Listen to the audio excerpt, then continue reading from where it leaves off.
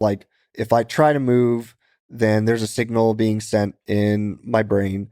And as long as they can pick that up, then they should be able to map it to what I'm trying to do. And so when I first moved the cursor like that, it was just like, yes, this should happen. Like I'm not surprised by that. But can you clarify, is there supposed to be a difference between imagined movement and attempted movement? Yeah, just that in Imagine movement, you're not attempting to move at all.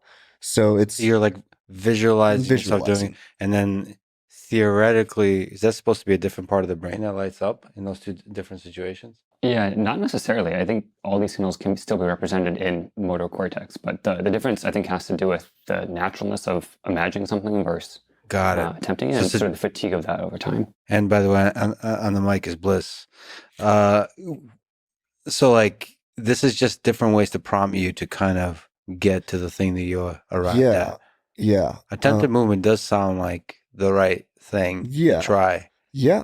I mean, it makes sense to me. Because imagine for me, I would start visualizing, like in my mind, visualizing. Attempted, I would actually start trying to like. Yeah, I mean, I did like combat sports my whole life, like wrestling. When I'm imagining a move, see, I'm like moving my muscle. exactly. Like there is a bit of an activation almost versus like visualizing yourself like a picture doing it.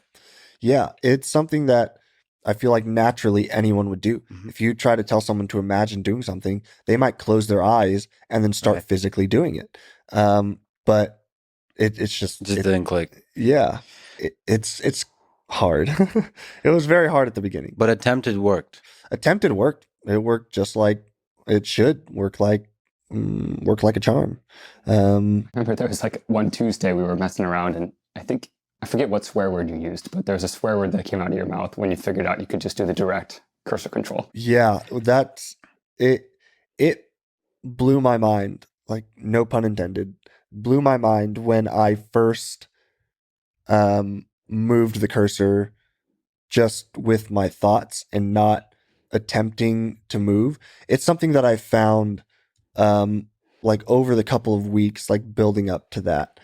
That as I get better cursor controls, like the model gets better, um, then it gets easier for me to like like I don't have to attempt as much to move it.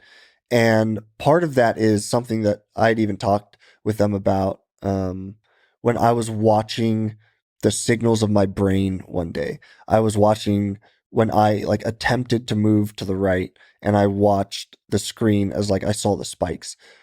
Like I was seeing the spike, the signal was being sent before I was actually attempting to move.